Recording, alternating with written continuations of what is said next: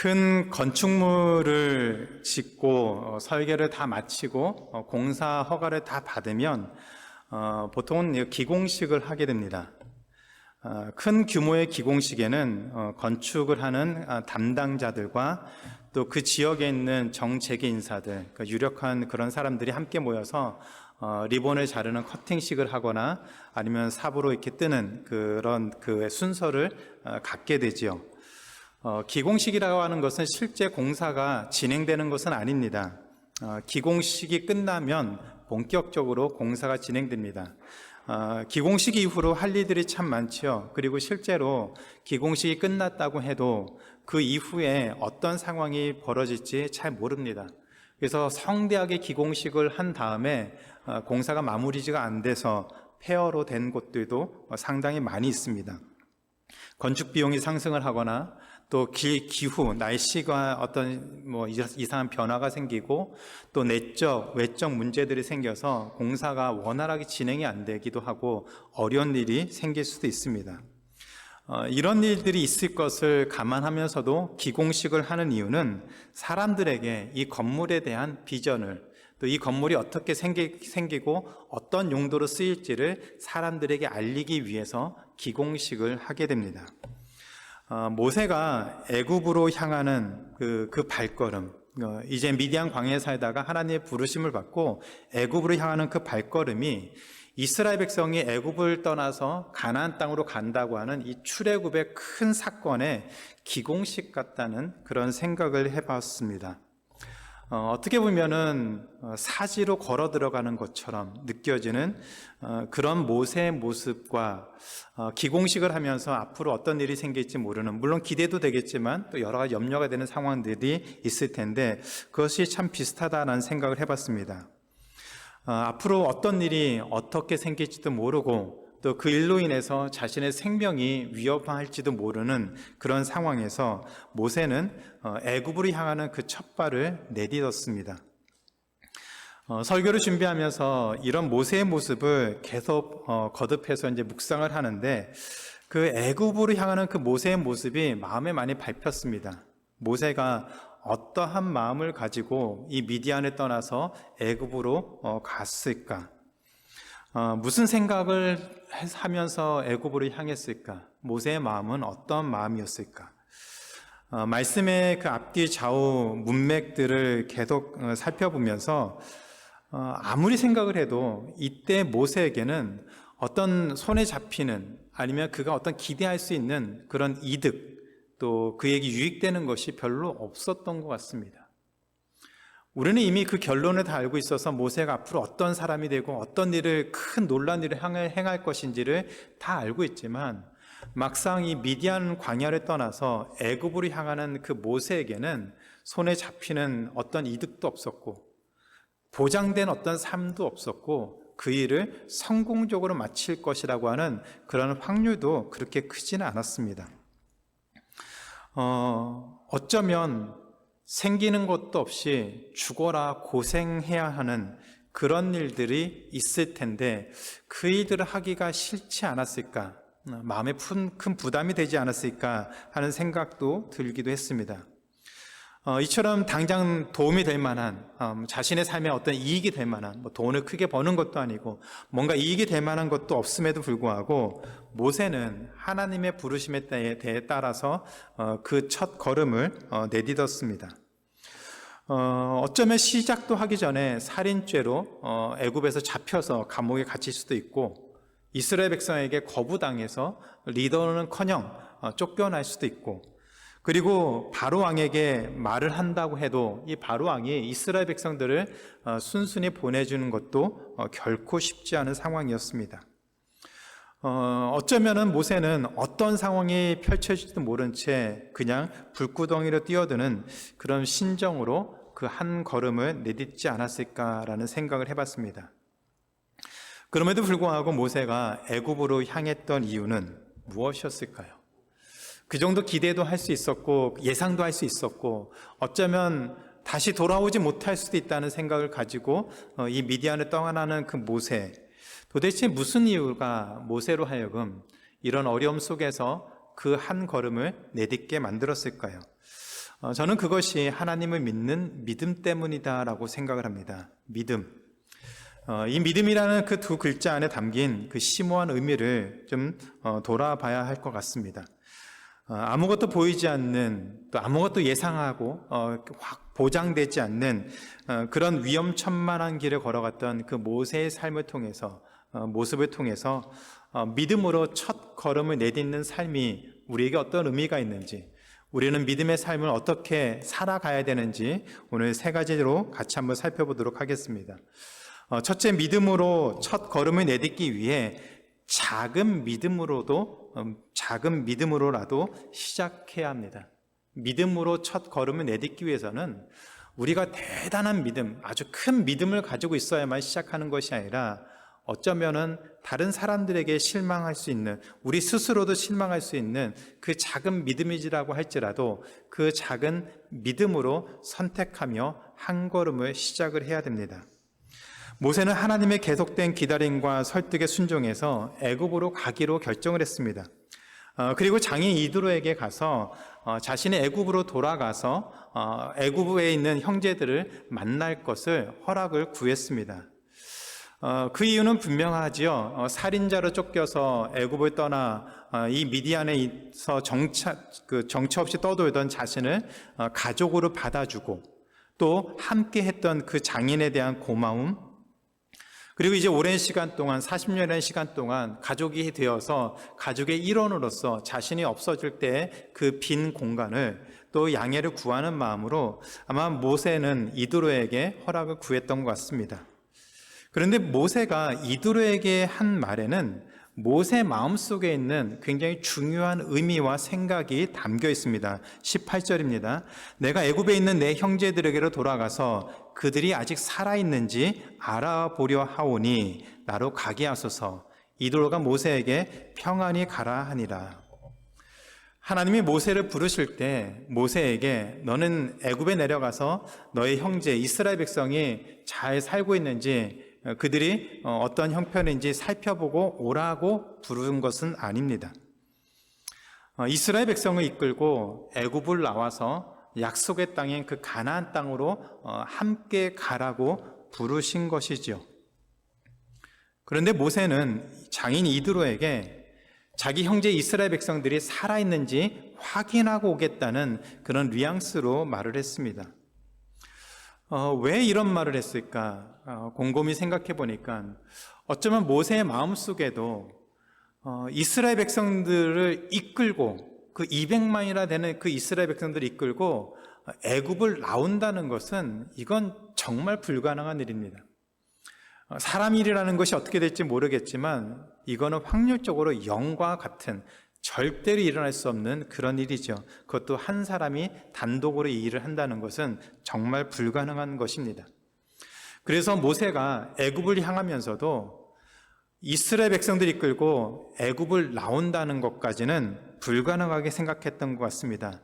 물론 모세는 더 이상 하나님의 존재를 의심하지 않았습니다. 하나님이 살아계심을 믿었고 그 믿음으로 한 걸음을 내딛었습니다. 그러나 아무리 하나님이라고 해도, 아무리 기적을 베푸시는 하나님이라고 해도 바로의 손에서 이 이스라엘 백성들을 끌고 나오는 것은 이거는 죽었다 깨어나도 일어날 수 없는 일이라고 생각했습니다. 그래서 모세는 이 애굽으로 내려가는 그 여행의 목적을 이스라엘 백성들, 자신의 형제 자매들이 어떤 상황인지 그것을 확인하는 데 목적을 두고 시작을 했다라고 얘기를 하고 있습니다. 그렇다고 해서 모세가 믿음이 없었느냐? 그렇지 않습니다. 히브리서 11장에 보면 히브리서 기자는 모세의 믿음을 이렇게 얘기합니다. 모세는 믿음으로 하나님의 상 주심을 바라보며 나아갔다고 했습니다. 믿음으로 하나님이 그에게 상 주심을 믿고 바라보면서 애굽으로 향했다라고 얘기를 하고 있습니다. 히브리서 기자가 말하는 이 믿음의 핵심은 하나님의 살아계심을 확신하는 것이었습니다. 더 이상 모세는 하나님이 눈에 보이지 않는 하나님이 존재하지 않는 어떤 그런 존재가 아니라 분명히 존재하는 하나님, 그리고 자신과 함께한 하나님으로 분명히 믿었습니다. 하나님에 대한 분명한 믿음은 있었지만 아직 자신의 지식과 경험을 토대로 해서 하나님의 그 능력이 이스라엘 백성들을 애굽에서 끌어나오는 것까지는 그가 기대할 수는 없었던 것 같습니다. 그 정도의 믿음까지는 아직 모세에게는 없었습니다. 그러나 앞으로 일어날 그런 일에 대한 확인된 것도 없고 자신의 보기에 보장된 것도 없고 이득도 없었지만 모세는 하나님의 살아계심을 믿고 그 한 걸음을 내딛었습니다. 성경에 등장하는 믿음의 많은 조상들, 많은 선배들이 있습니다. 그들의 특징은 당장 눈에 보이는 어떤 이득이 없고 자신에게 보장된 어떤 삶의 모습들이 없음에도 불구하고 그들은 하나님을 믿는 그 믿음을 가지고 이 땅에 존재하시는, 우리와 함께 하시는 하나님에 대한 그 믿음을 가지고 한 걸음 한 걸음 나아갔다라고 말하고 있습니다. 아브라함도 하란에서 하나님이 부르셨을 때에 갈 바를 알지 못하고 도대체 어느 지역으로, 어떤 땅으로 가야 될지도 모른 채 그냥 그 길을 떠났다라고 얘기하고 있습니다. 그리고 계속되는 훈련과 그 많은 시간들을 통해서 우리가 알고 있는 믿음의 아버지, 믿음의 조상으로서 하나님 앞에, 모든 사람 앞에 우뚝 서게 되었습니다. 이 모든 믿음의 사람들의 시작은 작은 믿음을 가지고 있을 때 그 한 걸음을 내딛는 것으로 시작을 했습니다. 사람들은 손해보는 것을, 손해보는 장사를 또 이득이 없으면 그것에 어떤 개입하거나 또 함께 하려고 하지 않습니다. 뭔가 생기는 것이 있을 때, 뭔가 나에게 유익이 되는 것이 있을 때 함께 하려고 하고 뛰어들게 되는 것이죠. 그러나 때로는 우리에게 생기는 것이 없고 수고만 해야 되는 일이라고 할지라도 그 일이 하나님이 기뻐하시는 일이라면, 당장 내 눈에 보이는 것이 막막하기도 하고 당장 내게 어떤 유익이 바로바로 들어오지 않는다고 하더라도 그 일을 하나님이 기뻐하신다는 확신이 있으면 우리는 그 길을 걸어가야 됩니다. 하나님이 기뻐하시는 일이라고 하는 분명한 확신이 있고 분별이 된다면 당장 나에게 이익이 되지 않는 것처럼 보일지라도 하나님이 기뻐하시는 것이라면 그 선택을 하는 것이 믿음의 사람입니다. 만약에 우리가 걱정하는 손해, 우리가 염려하는 어떤 어려움들, 그것이 있다고 하더라도 하나님이 우리와 함께 하신다면 그 손해와 그 두려움과 그런 어려움은 하나님이 분명히 채워주십니다. 교회에도 마찬가지죠. 교회에도 우리가 보면 대부분 다 관계 중심으로 사람을 보고 하는 경우들이 많습니다. 누가 함께 하니까 그 일을 하고 누가 싫어하니까 하지 않고 하는 그런 모습들이 우리에게는 참 많은 것 같습니다. 그런데 때로는 하나님이 기뻐하시는 일이기 때문에 어쩌면 그 일이 누군가에게는 불편함을 줄 수 있는 일이지만 이 일을 함으로 인해서 하나님이 기뻐하신다면 우리는 그것에 대해서 분명히 고민하고 결단할 필요가 있습니다. 사람들을 위해서 우리가 신앙생활하는 것이 아니고 사람들을 위해서 교회를 세우는 것이 아니라 하나님이 기뻐하시는 교회를 세우는 것이라면, 우리 마음에 하나님이 기뻐하시는다는 분명한 생각을 한다면 때로는 하나님이 기뻐하시는 일을 위해서 과감하게 결단하고 그 한 걸음을 나아가야 됩니다. 물론 겁이 날 수 있겠지요. 걱정도 될 수 있습니다. 그러나 작은 믿음일지라도 우리가 가지고 있는 그 작은 것이라도 하나님께 드리기를 원하는 그 마음만 있다면 우리는 하나님이 기뻐하시는 믿음의 선택을 할 수가 있습니다. 그 믿음의 선택을 하는 하나님의 자녀들은 하나님의 살아계심과 하나님의 일하심을 반드시 경험하게 될 줄로 믿습니다. 우리가 하나님의 능력을 경험하지 못하고 하나님의 살아계심을 경험하지 못하는 것은 우리가 인간적으로 생각하고 우리가 인간적으로 모든 것을 풀려고 하기 때문이지, 믿음의 결단하고 하나님의 살아계심을 믿고 나아간다면 우리가 알고 있는 많은 믿음의 선배들, 믿음의 조상들, 아브라함과 모세와 수많은 믿음의 사람들이 살았던, 그리고 누렸던 하나님의 역사하심을 우리 또한 반드시 보게 되고 경험하게 될 줄로 믿습니다. 하나님은 그 사람을 지금도 부르고 계십니다. 대단한 믿음이 있을 때까지 기다리는 것이 아니라 작은 믿음의 삶이라도, 작은 믿음의 선택이 될지라도 그 믿음을 붙잡고 한 걸음 내딛기를 소원하고 결단하는 하나님의 자녀들을 지금도 부르고 계실 줄 믿습니다. 작은 믿음이 있다면, 그 작은 믿음을 가지고 한 걸음을 내딛으면 그 믿음의 선택을 하는 우리 모두를 하나님이 지키시고 인도하시고 그 삶을 통해서 하나님께 영광 돌리는 삶을 살게 될 줄로 믿습니다. 우리 모두가 다 이 일에 동참해서 하나님을, 우리의 삶을 통해서 하나님을 영화롭게 섬기는 그 일에 함께 마음을 쏟는 주의 귀한 자녀가 되기를 주님의 이름으로 축원합니다. 두 번째로 믿음의 첫 걸음을 내딛기 위해 하나님을 전심으로 의지해야 됩니다. 하나님을 전심으로 의지하며 나아가야 됩니다. 장이 이드로의 허락을 받고 모세가 애굽으로 떠날 때 하나님이 모세의 목숨을 노리던 자들이 다 죽었다고 말씀하셨습니다. 참 감사한 일이죠. 모세에게는 어쩌면 그가 두려워하는 어떤 많은 이유 중에서 한 가지 이유가 제거가 되었습니다. 물론 그렇다고 해서 다른 모든 문제가 다 해결된 것은 아니었습니다. 여전히 이스라엘 백성들이 자신을 리더로 받아들일지도 아직은 미지수고, 그것을 넘어선다고 하더라도 바로 왕이 자신의 요청을 들어줘서 애굽에서 이스라엘 백성이 떠나는 것을 허락해 줄지도 미지수였습니다. 어쩌면 불가능한 일이라고 생각했겠죠. 그런데 21절에 보면 하나님이 모세에게 이런 얘기를 하십니다. 이해가 안 되는 얘기를 하시죠.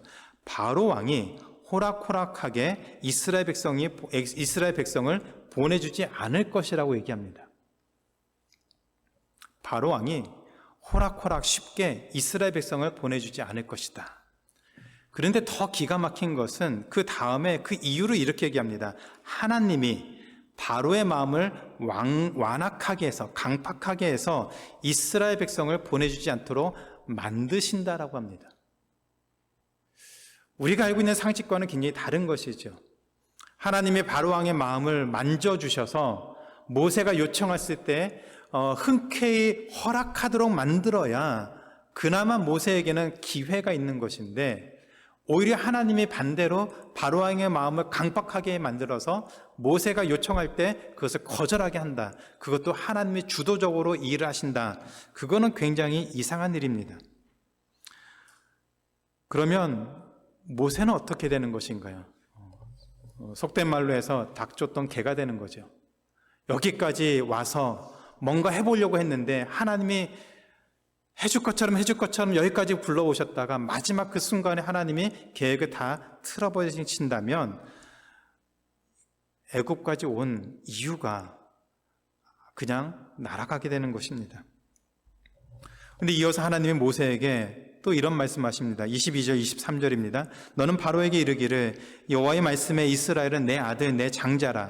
내가 내게 이르기를 내 아들을 보내주어 나를 섬기게 하라 하여도 너가 보내주기를 거절하니 내가 내 아들 내 장자를 죽이리라. 살살 달래서 마음을 좀 이렇게 부드럽게 만들어서 모세가 요청할 때 기분 좋은 상태에서 그냥 얼떨결에 가라 이렇게 해도 시원찮은 판에 모세가 바로왕 앞에 가서 협박을 하라고 말씀하셨습니다. 근데 그 협박의 내용이 정도가 아주 심하죠. 이스라엘 백성을 보내주지 않으면 너의 아들, 너의 장자를 내가 죽이겠다. 그 장자가 누구입니까? 바로왕의 장자, 다음 왕위 계승자입니다. 애굽을 이끌어갈 그 다음 통치자, 그 통치자를 하나님이 죽이겠다라고 그렇게 협박을 했습니다.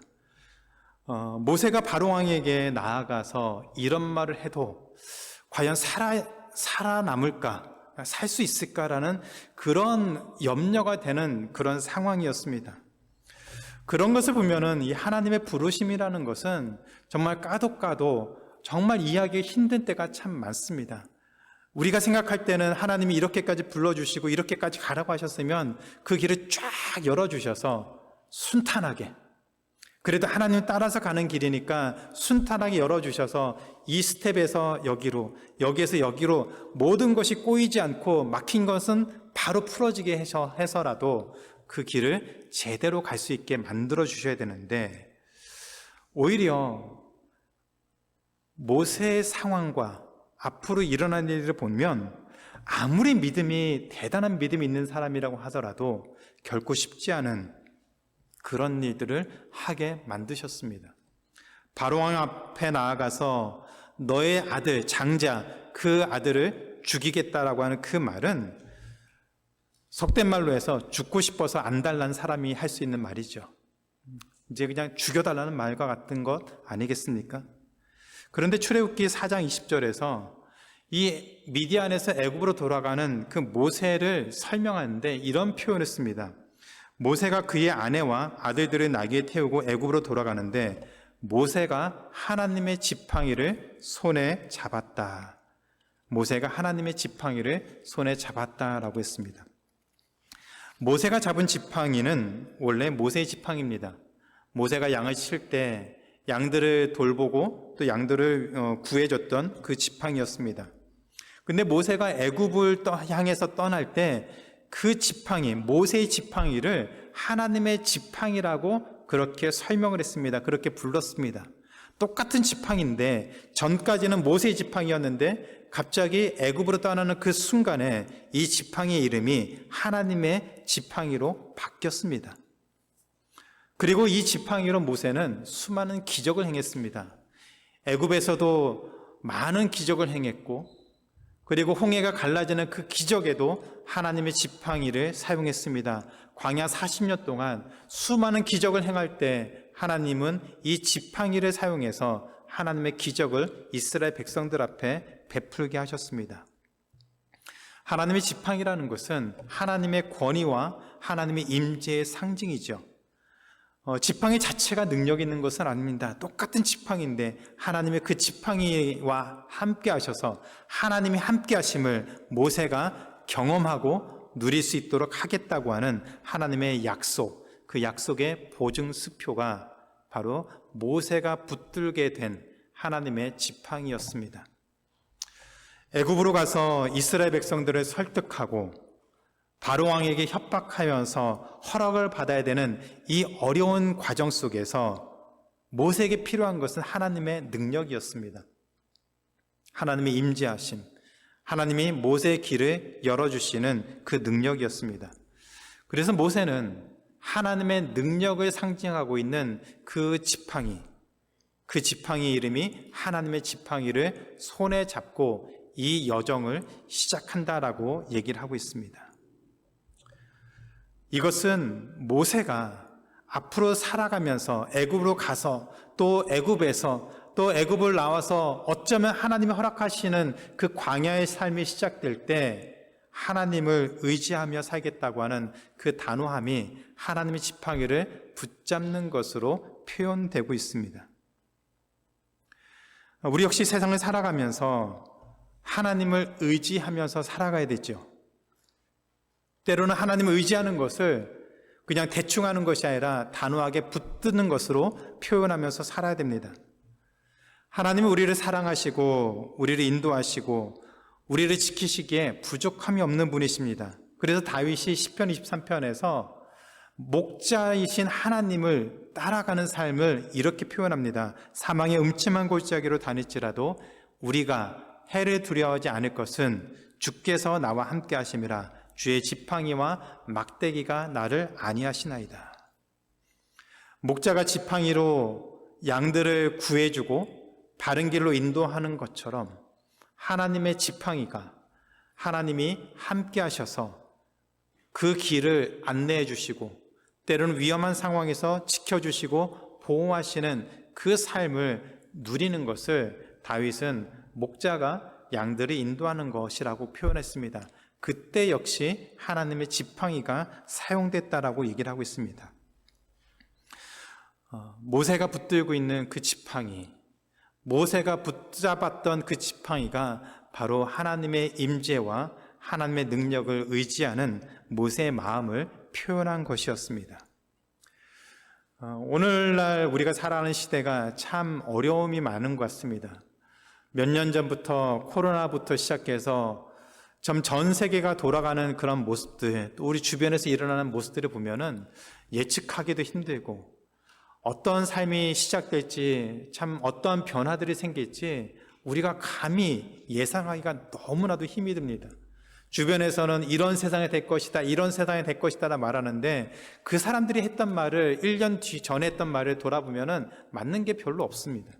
그 정도로 아무리 전문가들이라고 하더라도 지금은 예측하기가 참 힘든 시대를 살아가고 있습니다.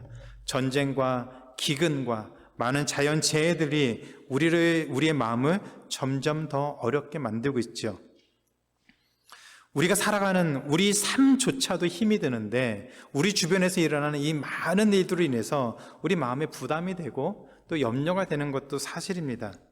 그런데 그 삶 속에서 우리가 믿음을 붙들고 살기 위해서 우리 역시 하나님의 지팡이가 필요합니다. 하나님을 의지하고 하나님이 우리와 함께 하신다는 것을 분명히 고백하고 하나님이 우리의 주인 되시고 우리의 삶을 이끄신다고 하는 분명한 믿음의 고백이 우리에게도 필요합니다. 불구덩이를 향해서 그 걸음을 시작했던 모세가 각오하고 그 앞에 어떤 일이 생기더라도 하나님의 지팡이를 붙들고 나아가겠다라고 했던 것처럼, 그렇게 고백하며 그 여정을 시작했던 것처럼 우리 또한 우리 앞에 어떤 삶이 펼쳐질지, 그리고 우리 형편이 어떻게 될지 아직은 미지수고 아직은 눈에 보이지 않지만 그 모든 걸음걸음들을 하나님의 지팡이를 붙들고 나아가는 것처럼 하나님의 전심으로 의지하고 나아가야 됩니다. 그 삶을 하나님이 책임지고 인도하실 줄로 믿습니다. 하나님의 전심으로 의지하고 첫 발을 내디뎌야 하나님이 역사하시고 이끄시는 삶을 우리가 누릴 수가 있습니다. 이 믿음을, 전심으로 하나님을 붙잡고 나아가는 이 믿음을 갖고 한 걸음을 뗀다면 하나님이 우리의 삶을 지키시고 인도하시고 그리고 마침내 우리 입술을 통해서 하나님께 영광 돌리며 고백하는 그 자리로 서게 될 줄로 믿습니다. 스스로를 의지하지 말고 자신의 능력과 자신의 힘을 의지하지 말고 자신이 가지고 있는 것을 의지하지 말고 우리 마음의 중심을 다해서 하나님을 의지하며 살기를 결단하고 그 삶을 통해서 하나님이 일하시는 것들을 고백할 수 있는 우리 모두의 삶이 되기를 기도합니다. 세 번째, 믿음으로 첫 걸음을 내딛기 위해 자신의 죄를 제거해야 됩니다. 자신의 죄를 제거하고 시작해야 됩니다. 모세가 가족을 데리고 애굽으로 가다가 어느 숙소에 머물었을 때에 하나님이 찾아오셨다고 했습니다. 그런데 하나님이 찾아오신 것이 굉장히 이상하게 전개가 되었습니다. 하나님이 모세를 죽이시려고 했습니다. 근데 성경에 표현해 보면은 그냥 협박을 한 정도가 아니라 정말로 하나님이 모세를 죽이려고 하는 그런 모습이었습니다. 그것을 알았을 때 모세의 아내 십보라가 그 둘째 아들의 표표를 베어서 모세의 발에 갖다 대었습니다. 그냥 모세의 발에 터치했다라고 표현하는데 성경적인 표현은 모세의 발 앞에 던진 것으로 그렇게 이해할 수가 있습니다. 그리고서 십보라가 이렇게 얘기했습니다. 당신은 참으로 내게 피남편입니다. 그제서야 하나님이 모세를 풀어줬고 모세가 살 수 있었다라고 말하는데 이 일이 일어난 가장 근본적인 이유가 바로 할례 때문이었습니다. 할례라고 하는 것은 이스라엘 백성에게 매우 중요한 언약적 행위였습니다. 하나님이 아브라함과 그 후손에게 할례를, 모든 남자들은 할례를 행하라고 명령을 내렸습니다. 그것이 하나님의 백성의 표식으로서 하나님께 구별된 하나님의 백성의 그 정체성을 상징하는 것이었습니다. 그런데 하나님은 아브라함에게 덧붙여서 이런 얘기를 했습니다. 창세기 17장 14절인데 할례를 행하지 않는 자는 백성 중에서 끊어질 것이니 그가 하나님의 언약을 배반했기 때문이다 라고 했습니다. 할례를 행하지 않는 것은, 않는 사람이 있다면 그 사람은 하나님의 백성에서 끊어질 것이다. 더 이상 하나님의 자녀로 살 수 없다라고 하는데 그 이유는 하나님의 언약을 배반했기 때문이다 라고 얘기를 했습니다. 그래서 애굽에 사는 동안 이스라엘의 모든 남자는 다 할례를 행했습니다. 그리고 광야 40년 동안 계속 이동을 해야 됐기 때문에 그곳에서는 할례를 할 수가 없었습니다. 그래서 요단강을 건너자마자, 가나안 땅에 들어와서 요단강을 건너자마자 하나님은 이스라엘 백성들에게 할례를 행하라고 했습니다. 그곳이 길갈이었습니다. 그때 하나님이 이스라엘 백성이 하신 말씀이 뭐냐면 너희의 수치를 내가 회복시켜 주겠다고 하는 얘기였습니다. 지금까지 할례 없는 백성, 하나님의 백성이면서도 서름받고 노예 취급받고 어려움 가운데 있는 그 모든 것들을 이제 회복시켜 주겠다는 의미로 그 이스라엘 백성들에게 할례를 행하라고 했습니다. 그 정도로 할례는 이스라엘 백성들에게 굉장히 중요한 것이었습니다. 하나님의 언약을 회복한 것을 상징하고 그것을 붙들고 있는 증표가 되었습니다. 그래서 하나님은 이스라엘 백성의 리더로 서야 되는 그 모세에게 그 가족들의 할례를 명령했던 것 같습니다. 아마 게르솜은, 첫째 아들 게르솜은 모세가 애굽에서 나온 지 얼마 안 되었을 때였기 때문에 바로 할례를 행했던 것 같습니다.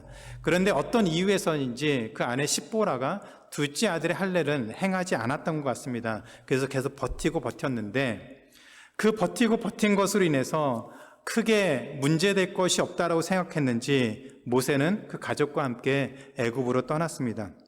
그런데 하나님은 그것을 문제 삼으셨습니다. 그래서 애굽을 떠나는 그 시점에 하나님이 찾아오셔서 하나님의 언약을 배반한, 할례를 행하지 않은, 할례를 거부한 모세와 십보라에게 하나님의 경고를 주셨습니다. 언약을 배반한 것이고 하나님의 백성에서 끊어질 것이기 때문에 하나님이 모세를 죽이는 그런 협박을 하면서까지 모세로 하여금 또 십보라에게 그 둘째 아들의 할례를 할 수밖에 없도록 만드셨습니다. 이 할례 사건을 통해서 하나님은 믿음의 첫 걸음을 내딛는 모세에게 가족의 죄를 끊고 언약 백성으로서 시작하도록 그 상황을 만드셨던 것을 보게 됩니다.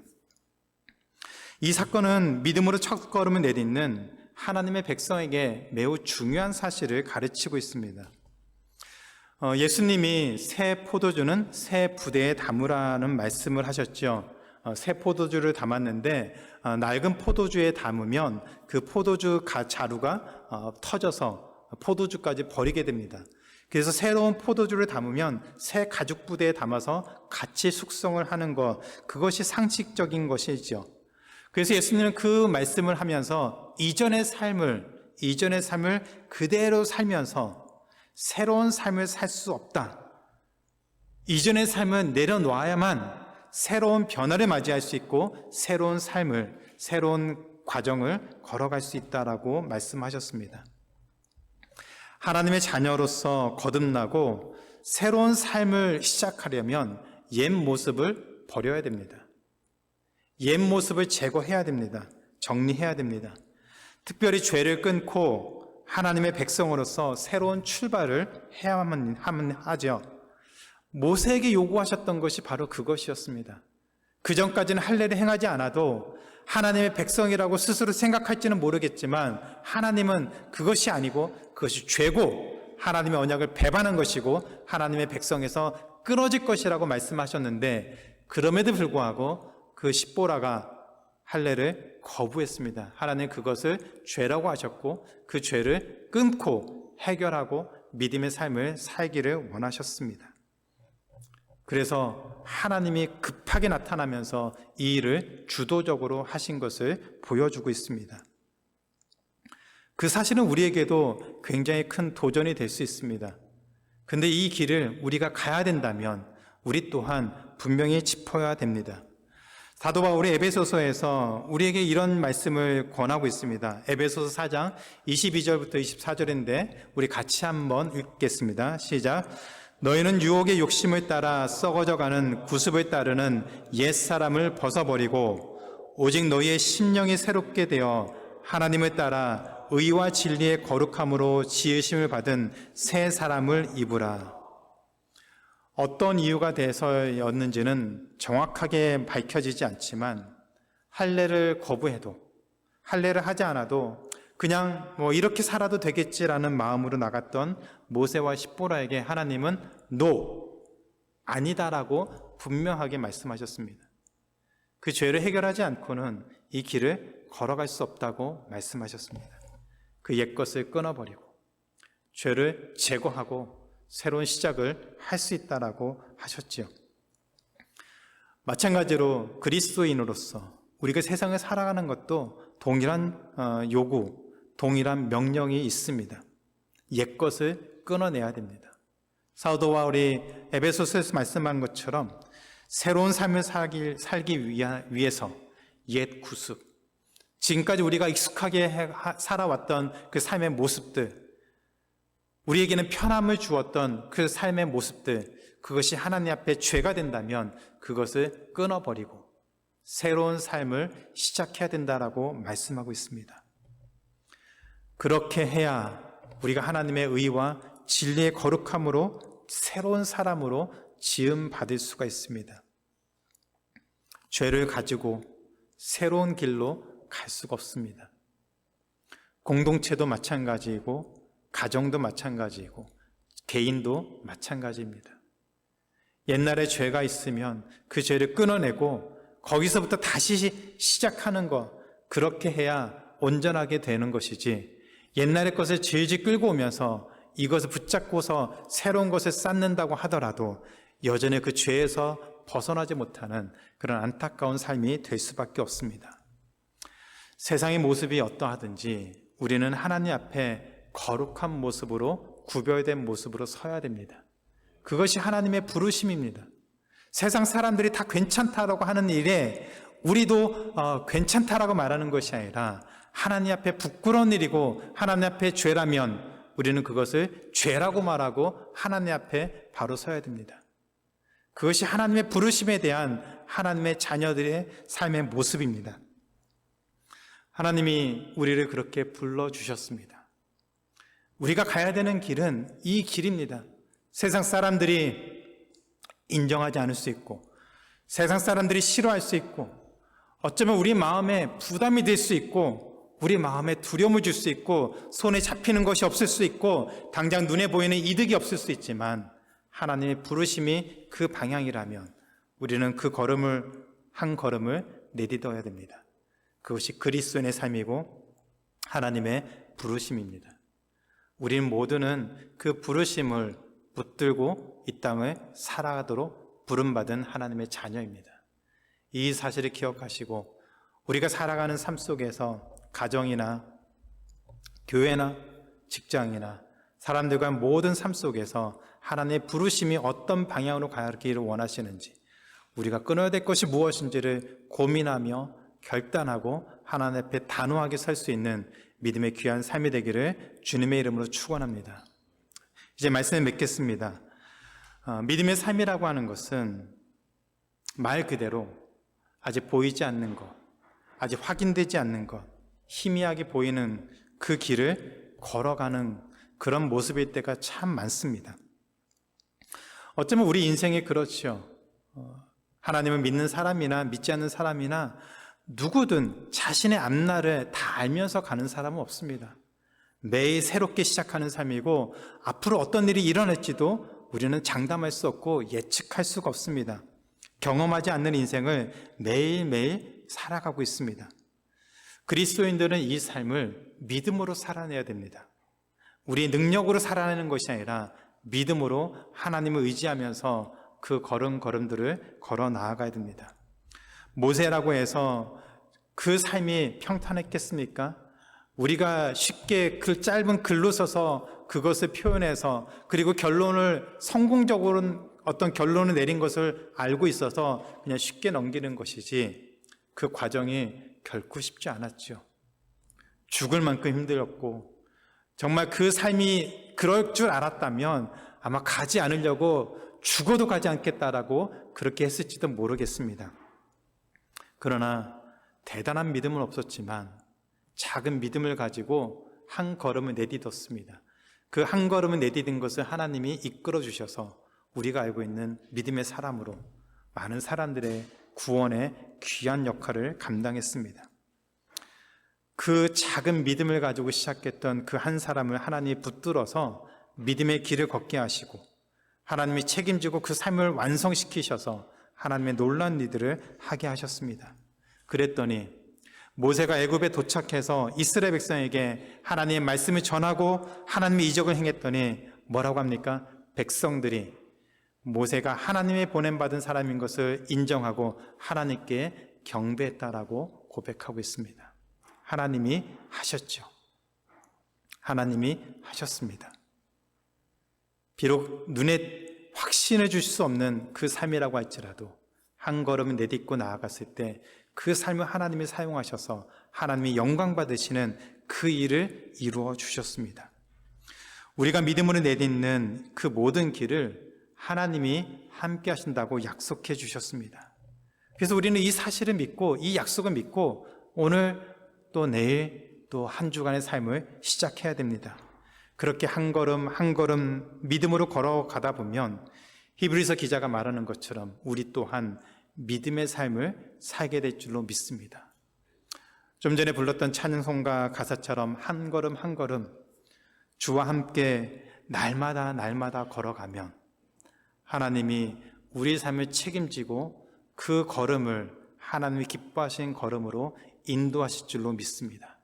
그런 하나님의 부르심을 붙들고 또 한 주간 승리하며 살아가는 우리 모두가 되기를 주님의 이름으로 축원하며 기도합니다.